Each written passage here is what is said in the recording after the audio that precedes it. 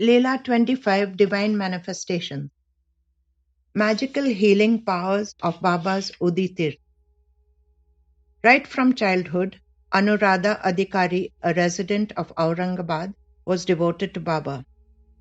In fact, Baba was the only god she worshipped. Anuradha states, as luck would have it, when I reached marriageable age, I got married to a Sai devotee. At that time, I didn't know that he and his family were ardently devoted to Baba. I was delighted when I stepped into my new home because I was greeted by a huge picture of Baba in the Dwarkamai pose that was hung on the front wall. I couldn't control my emotions and tears of joy filled my eyes.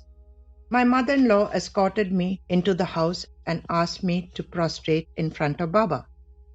At that moment, I knew everything would be fine as Baba was already there to take care of me. About a year later, my husband was transferred to Kolhapur and Anuradha accompanied him. Then the following year, Baba blessed her with a baby girl. For some reason, her christening ceremony was postponed.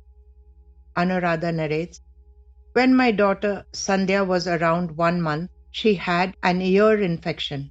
A foul-smelling whitish discharge came from both her ears. Sometimes the discharge was blood-tinged. She was checked by an ENT specialist who prescribed some ear drops. Religiously, I put the drops in Sandhya's ears and cleaned them gently. However, the serious discharge didn't stop. One day, Anuradha's father-in-law came to visit them and he suggested that Sandhya be checked by a dear friend, Dr. Deshpande. Dr. Deshpande was a renowned ENT surgeon who had done his post-graduation from Berlin.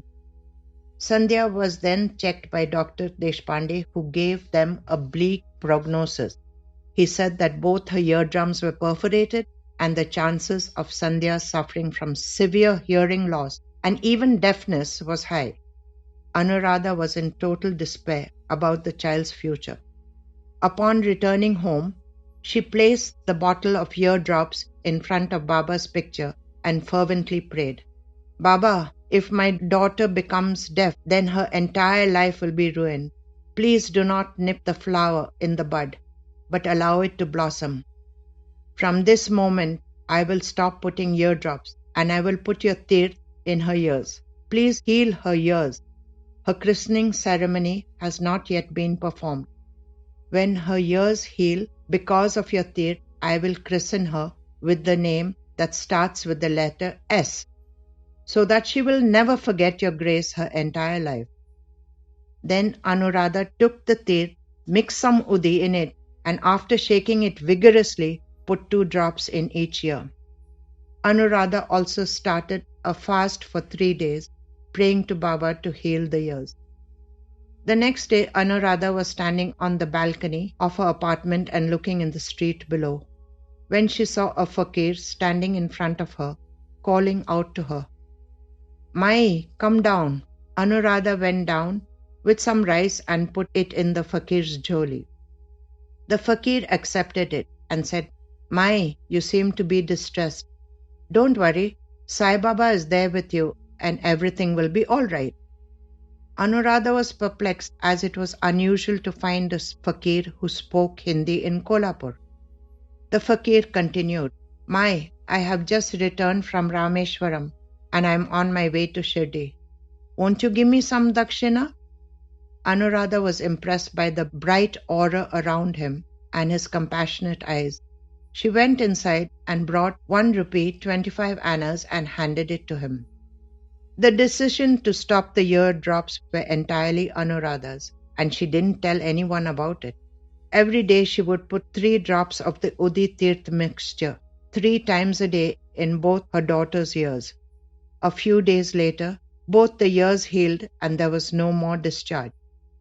When she took Sandhya for a checkup, the doctor was astounded to see that the eardrums were completely healed without the least bit of scarring. It was then that Anuradha told her family what she had done. She said, Baba is the father of Dhanvantari, and this is proof that Udi Tirth is the panacea for all illnesses. The only prerequisite is that one should have intense faith in him and his Uditir.